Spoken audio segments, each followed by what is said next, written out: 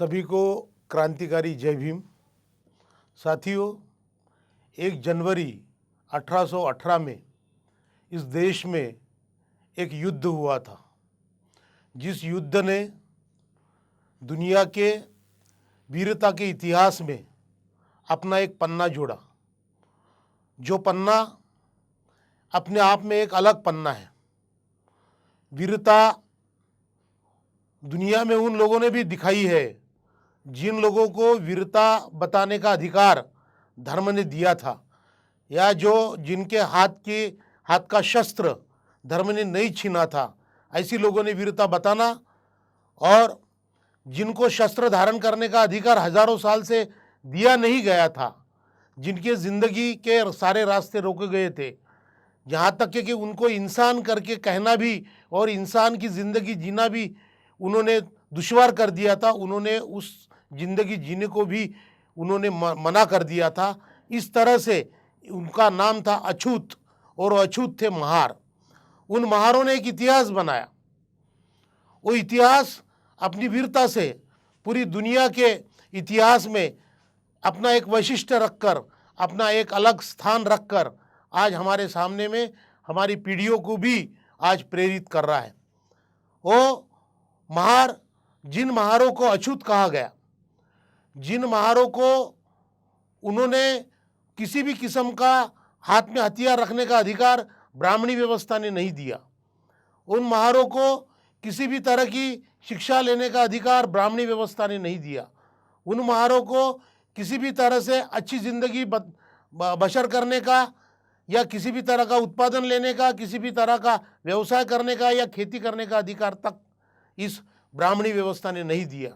उन्हीं महारों ने 1 जनवरी 1818 में जिन ब्राह्मणों ने, जिन ब्राह्मण शाही ने, जिन मनोवादियों ने उनको गुलाम किया था, उस गुलामी के खिलाफ जब लड़ने का उनको अवसर मिला तो इस तरह का उन्होंने शौर्य बताया, इस तरह का शौर्य बताया कि आज दुनिया में भीमा कोरेगांव का युद्ध करके वो पहचाना जाता है। वो थी 1 जनवरी 1818। हम ये जानेंगे पहले कि भाई ये युद्ध कैसी हुआ। ये जो युद्ध हुआ 1 जनवरी 1818 में, तो ये जो बटालियन थी, ये बॉम्बे नेटिव इन्फेंट्री थी। ये 2nd बटालियन थी 1st रेजिमेंट की, और जो मद्रास आर्टिलरी से जुड़ी थी।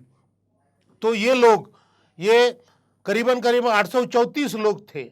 इन 834 में 300 घुड़सवार थे, 500 उसमें जो पैदल चलने वाले सैनिक थे, कुछ 24 लोग उसमें एक तोपें लेकर चलने वाले थे, और 22 तोपें इनके पास थी।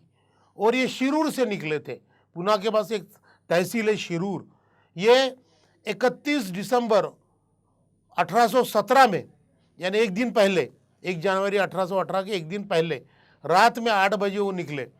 और रात में 8 बजे निकलते हुए 25 मील का फासला, यानी लगभग 50 किलोमीटर से आसपास की ज़्यादा ही होता है, वो फासला पूरा करके वो सुबह सुबह भीमा नदी के किनारे पे आए। वो भूखे प्यासे थे, रात भर चले हुए थे, मगर वो भीमा नदी के बाजू में जो कोरेगांव है, उस कोरेगांव के अंदर में दूसरा पेशवा, बाजीराव पेशवा दूसरा, यानी पहला एक सवाई माधवराव पेशवा हुआ, बाद इसमें बाजीराव पेशवा, पहला बाजीराव पेशवा एकदम पहले हुआ, ये दूसरा बाजीराव पेशवा था। ये दूसरा बाजीराव पेशवा अपनी 28,000 की फौज लेकर वहाँ खड़ा था। और इसके पहले 2 लड़ाइयाँ अंग्रेजों के बीच और पेशवा के बीच हो चुकी थी, और वो दुश्मनी थी। और वो दुश्मनी निभाने के लिए जैसे उसने देखा कि ये बॉम्बे नेटिव की इन्फेंट्री उसके सामने में यहाँ से गुजर रही है, तो उसने उसके ऊपर हमला बोल दिया। सुबह 7 बजे के दरमियान में उन भूखे प्यासे सैनिकों के ऊपर उन्होंने हमला बोल दिया। और इनके पास में 28,000 सैनिक थे, और वो थे 834 सैनिक। और लड़ाई चालू हुई, तो लड़ाई का नेतृत्व वहाँ से फ्रांसिस टंगस्टन कर रहे थे, जो कैप्टन थे उस नेटिव इन्फेंट्री के, बॉम्बे नेटिव इन्फेंट्री के। और उनके साथ में जो लोग थे वो ज़्यादातर महार लोग थे। और इसका नेतृत्व जो बाजीराव पेशवा दूसरा ये कर रहा था, तो उसका जो सेनापति था वो बापू गोखले था, और दूसरा देसाई था। और ये लोगों ने वहाँ अपनी लड़ाई को शुरुआत किया। तो लड़ते हुए इस तरह से इतनी भयानक लड़ाई हुई कि उसके अंदर में कई लोग मारे गए। जहाँ तक के बॉम्बे नेटिव इन्फेंट्री की तरफ से जो लड़े वो अधिकतर महार और मराठा भी लड़े उसमें। महार, मराठा, अंग्रेज और यहूदी, ये फौजें थी उनकी। और जो पेशवा के तरफ से लड़े, वो पेशवा के तरफ से ये जो लड़े वो मैक्सिमम अरब थे, अरब लड़े। और वो अरब और वो सैन्य ऐसी सैन्य था, वो सिर्फ और सिर्फ बाजीराव पेशवा दूसरा के नेतृत्व में ही लड़ाई लड़ता था। तो इस तरह से ये लड़ाई वहाँ हुई और 12 घंटे तक ये लड़ाई चली। उस लड़ाई के अंदर में करीबन 275 लोग जो ईस्ट इंडिया कंपनी की तरफ से थे। अपन सबसे पहले ये ध्यान में रखेंगे कि वो जो लड़ाई हुई वो ईस्ट इंडिया कंपनी के सैनिकों के साथ हुई और दूसरी तरफ पेशवा थे। जहाँ तक अपन एक चीज को अपन जान लेंगे कि इस देश को जीता, इस देश को गुलाम किया, वो एक कंपनी ने किया, ईस्ट इंडिया कंपनी ने किया, ब्रिटेन ने नहीं किया, ब्रिटिश गवर्नमेंट ने नहीं किया। ब्रिटिश गवर्नमेंट का अमल तब तक नहीं आया था। ब्रिटिश गवर्नमेंट का अमल 1856 के उठाव के बाद आया। तो तब तक वो कंपनी ने पूरे देश को अगर जीता होगा, इतने बड़े भारतवर्ष को अगर किसी ने जीता होगा तो ईस्ट इंडिया कंपनी ने जीता। ऐसी कई कंपनियां वहां थी, मगर एक कंपनी को भी ये देश हार गया। तो इस तरह से वो इस ईस्ट इंडिया कंपनी की फौजें थी। और ईस्ट इंडिया कंपनी की जो फौजें थी, बॉम्बे नेटिव इन्फेंट्री करके जो मद्रास आर्टिलरी से जुड़ी थी, तो वो फौज के साथ में ये जो लड़ाई हुई, इस लड़ाई के अंदर में उनके तरफ से जो बॉम्बे नेटिव इन्फेंट्री 3 उनके तरफ से 275 लोग मारे गए। और जो पेशवा था, तो पेशवा के तरफ से कम 600 से 700 लोग मारे गए और वो भाग गए वहाँ से, क्योंकि उनको लगा अभी हम इनके सामने टिक नहीं सकते, और इस तरह से वो लोग भाग गए। मगर एक दौर ऐसा भी चला युद्ध के दरमियान में कि जब उनका जो सिपाही था, जो उनका एक कैप्टन था, वो कैप्टन, अंग्रेजों का कैप्टन मारा गया। वो कैप्टन था कैप्टन चीशॉल्म था और सर्जन विंगटेट था। ये दोनों जब मारे गए तो मारे जाने के बाद में वहाँ के जो सैन्य थे, जो भूखे पैसे थे, वो वहाँ तह की भाषा कर रहे थे कि चलो भाई हम कुछ तह कर लेंगे इनसे, लड़ना तो ठीक नहीं है। तो तब फ्रांसिस टंगस्टन ने कहा, उसका शव बताया, जिसका जो चिस्लोम था, कैप्टन चिस्लोम, उनको उन्होंने मारा और उसका सर काट के ऐसी फेंक दिया था। वो बताया और उन्होंने बताया कि देखो हर किसी का यही होने वाला है, इस तरह से तुम्हारे सर काटे जाएंगे अगर आप तह की भाषा करोगे। तो उसमें सबसे बड़ा योगदान महारों का रहा। महारों ने कहा नहीं, हम तह नहीं करेंगे, हम मर्द दम तक लड़ेंगे। और जिस तरह से इस चिस्लोम को मारा गया जो कैप्टन था, उस तरह से हम इनको भी मारेंगे। और इस तरह से पूरा महासैनिक टूट पड़ा। और महासैनिक जो टूट पड़ा और उन्होंने उनको पूरा खदेड़ दिया और उस विजयश्री मिलाई। तो आज भी वहाँ एक स्तंभ है, जिस स्तंभ पर बाबा साहब हर साल 1 जनवरी को जाते थे। क्यों? कि हमारे वीरता का स्तंभ है, हमारे यहाँ के राजा होने का प्रतीक है। हम राजा थे, इस देश में हम राजा थे, हम नागवंशीय लोग हैं। और जो महार कहा गया है, तो महार यानी महाहरि, बड़ा शत्रु। आर्यों ने हमको बड़ा शत्रु कह दिया।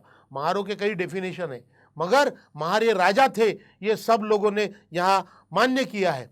और इस तरह से इन महारों ने अपना वो राजेशाही खून और वो वीरता का खून का परिचय वहाँ दिया। इसलिए बाबा साहब हर साल 1 जनवरी को वहाँ जाके उनको सैल्यूट ठोकते थे और उसी परंपरा को हम आगे बढ़ा रहे हैं। क्यों? कि वो जो स्तंभ है, वहाँ वहाँ लोगों ने अपनी जो कुर्बानी दी है, जो शहीद हुए, उनके नाम मैं आपको थोड़े पढ़कर बताऊं कि वो महारों को 20 महार वहाँ शहीद हुए, उनके नाम वहाँ लिखे हैं उस स्तंभ के ऊपर में। उसमें जो नाम लिखे, मैं कुछ नाम आपको पढ़ के बताता हूँ। सोमनाथ कमलनाथ नाइक, रामनाथ नाइक, गोदनाथ, रामनाथ यशनाथ, भागनाथ, अनंतनाथ, बालनाथ, रूपनाथ, रैनाथ, गणनाथ, देवनाथ, गोपालनाथ, हरनाथ, जेठनाथ। ऐसी तरह से ये नाक यानी प्रमुख होता है। जैसे हमारे शरीर का नाक जो होता है, जो नासिका होती है, जो नाक होता है, ये प्रमुख होता है। उस तरह से वो नाक यानी वो प्रमुख, इस तरह से वो नाक लगाया जाता था। तो वो नाग का नाक हुआ, वो नाग थे, नागवंशीय थे, वो नाग हुए। और इस तरह से ये नागवंशियों ने, जिन नागवंशियों को ये वैदिक धर्म ने और ब्राह्मणी धर्म ने हजारों सालों तक दबाया। वो हजारों सालों तक दबे कुचले लोगों ने जब मौका मिला तो इस तरह का अपना परिचय दिया, इस तरह का वीरता का परिचय दिया कि आज हमारे लिए वो एक एक अस्मिता का पन्ना बन चुका है, हमारे लिए प्रेरणा का पन्ना बन चुका है।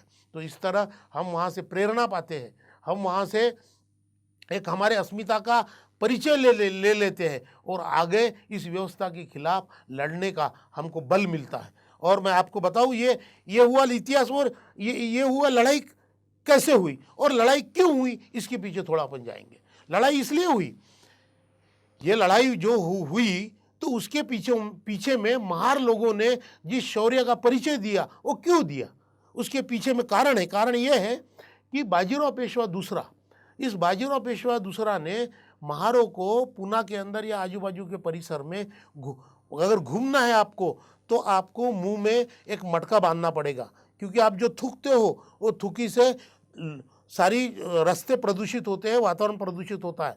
और पीछे में यानी कमर के पीछे में वो झाड़ू बांधते थे कि तुम्हारे पग जो है रास्ते के ऊपर में आपके पद चिन्ह भी उठने नहीं चाहिए।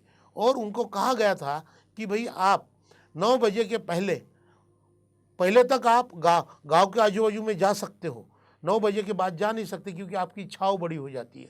छाव तक इनको मंजूर नहीं थी।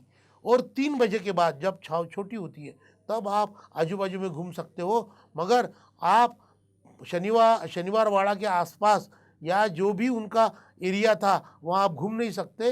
अगर कोई महार ऐसी घूमते हुए मिला तो वो उसका शरीर फुटबॉल जैसी तलवार के साथ खेलते थे। इस तरह से यहाँ लिखा गया है, एंडी रॉबर्टसन ने लिखा। और एंडी रॉबर्टसन ने ये भी लिखा है कि भाई ये क्यों हुआ, तो इसके पीछे में इतना कड़ा देखिए कि जब सवाई माधवराव पेशवा था तो सवाई माधवराव पेशवा के साथ में भी सिद्धनाथ महार की एक फौज थी। और खरड़ा की जो लड़ाई हुई तो खरड़ा की लड़ाई के अंदर में जब होलकर भाग गए, सिंधिया भाग गए, तब सिद्धनाथ महार ने अपनी फौजें डालकर उस लड़ाई को जीता। तो वो जो खरड़े की लड़ाई जो एक निर्णायक लड़ाई थी वो जीतने का श्रेय ये जीता, ये सिद्धनाथ महार ने जीता। उसके बावजूद भी ब्राह्मण उसका हरदम अपमान करते रहे। और ये देखिए वीर जो होता है वो अपना अपमान सह नहीं सकता, ज़्यादा दिन तक तो नहीं सह सकता, ज़्यादा देर तक भी नहीं सह सकता। और इस तरह से जो अपमानित हुआ महार समाज था, सालों से अपमानित हुआ महार समाज था। महार समाज ऐसी समाज है, अगर हम इतिहास में गए तो इतिहास में ये नागवंशीय लोग रहे, इनको असुर भी कहा गया है। ये सब एक ही द्रविड़ यानी वो तो भाषा से संबंधित है और वो भी नागवंशीय है। तो नागवंशीय ईस्वीसन पूर्व 2000 तक के इनका संदर्भ मिलता है हमको। इवन तो बुद्ध कालखंड में भी मिलता है। बुद्ध कालखंड में हम देखते हैं कि वहाँ गणनायिका जो थी तो एक विजया महारीन करके गणनायिका मिलती है हमको, विशाखा महारीन करके एक गणनायिका मिलती है। तो ये जो गणनायिका थी तो ये गणनायिका महार समाज से आती थी और महारों का राज था यहाँ। और यहाँ जो महारों का राज था महाराष्ट्र में, जहाँ भी महारों का राज था, देश में जहाँ भी, अब यहाँ महार बोलते हैं, कहीं महर बोलते हैं, कहीं मेहरा बोलते हैं, नीचे में गए तो मादगी बोलते हैं, माला बोलते हैं।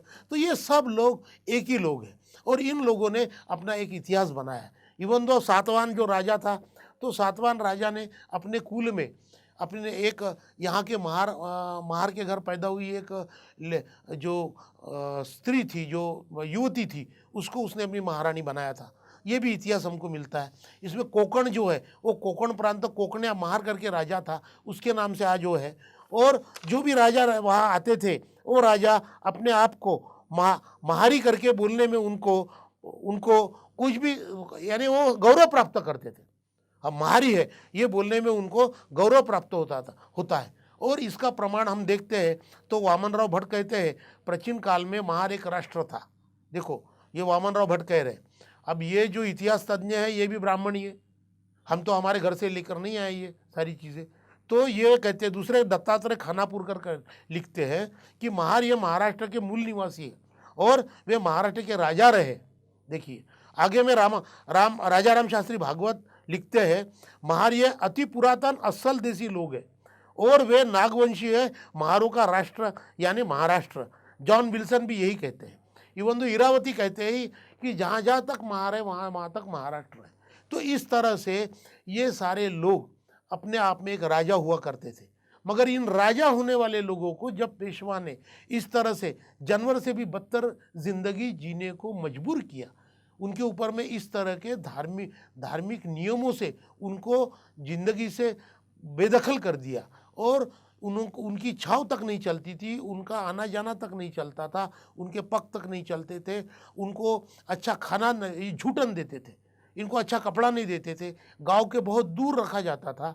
अगर कोई पानी का स्रोत है तो उसके ऊपर भी छावनी आनी चाहिए करके इनको लेट कर जाना पड़ता था, घुटनों के बल जाना पड़ता था। इस तरह का इतना अमानुष दुनिया के इतिहास में किसी जात के ऊपर इतना घिनौना अत्याचार, इतना घिनौने निर्बंध मुझे नहीं लगता। आप दुनिया का इतिहास खंगाल लो, दुनिया का इतिहास देख लो, किसी जात के ऊपर में इस तरह के निर्बंध किसी धर्म के नाम से कभी आपको दिखेंगे नहीं, लादे नहीं गए।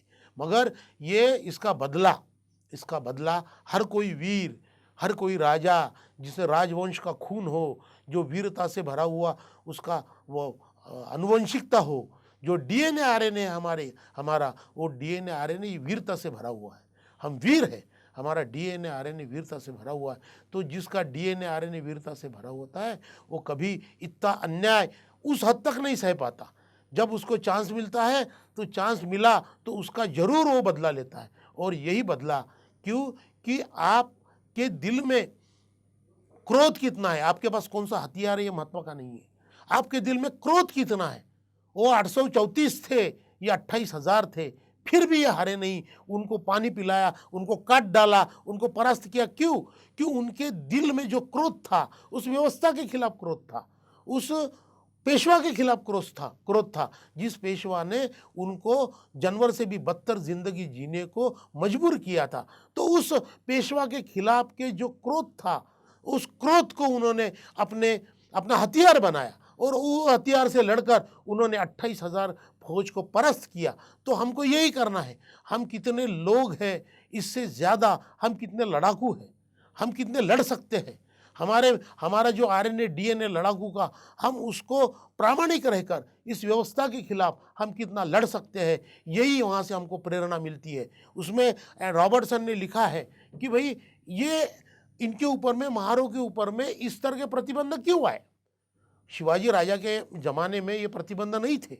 शिवाजी राजा के ज़माने में हम भी पूरे महार लोग ये उनकी फौज का हिस्सा हुआ करते थे, यहाँ तक के कि 90% किलेदार ये महारी हुआ करते थे और महारों के ऊपर उनका बहुत ज़्यादा भरोसा था। और महार, आपको एक कहावत भी है मराठी में, होता जीवा म्हणून वाचला शिवा। तो ये जीवा महार था, ये जीवा महार था। जिस जीवा महार ने जब अफजल खान ने शिवाजी महाराज के ऊपर हमला किया तो उस वक्त सैयद बंडा जो महाराज के ऊपर में टूट पड़ा तो 54 फुट उड़ी लेकर इसी जीवा महार ने उस सैयद बंडा को ख़त्म किया।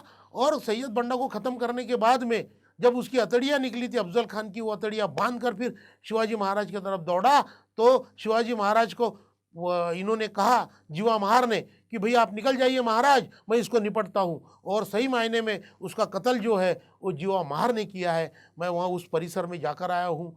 उसकी 14वें वंशज आज भी हयात है जीवा महार के, और उनका जो सरनेम है वो संकपाड़ है।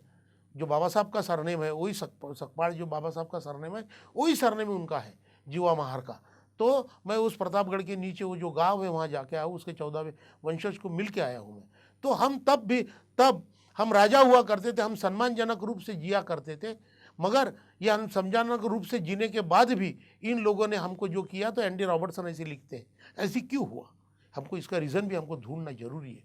तो उसने ऐसे लिखा कि भाई जो बाजीराव पेशवा, दूसरा बाजीराव पेशवा था, तो उनकी कई रानियाँ हुआ करती, मगर एक रानी जो थी उस रानी का दिल एक महार पे आ गया। उसका तो मैं वहाँ पूना के आजू बाजू में घूमकर, कैसा होता है इतिहास, 2-3 किस्म का इतिहास होता है। एक तो लिखित रूप का इतिहास होता है, दूसरा इतिहास चर्चा में होता है, गलियों में चर्चा पीढ़ी दर पीढ़ी चलते रहती, उसमें भी एक इतिहास होता है। दूसरी कथाओं में भी इतिहास होता है। तो हमने वहाँ ढूंढा कि भाई इसका रीज़न क्या है। तो हमको ये पता चला कि वह गणा महार करके था जो बहुत ही बलशाली था, बहुत ही सुंदर था। तो एक रानी का उसके ऊपर दिल आ गया। तो वो रानी का दिल आने के कारण उसमें कुछ संबंध हो गए। तो उस संबंध को पता जब बाजीराव पेशवा दूसरे को पता चला तो उन्होंने उनका कत्ल कर दिया, उनके टुकड़े किए, फेंक दिए। तो रानी ने जाकर उसकी समाधि बनाई वो टुकड़ों को इकट्ठा करके।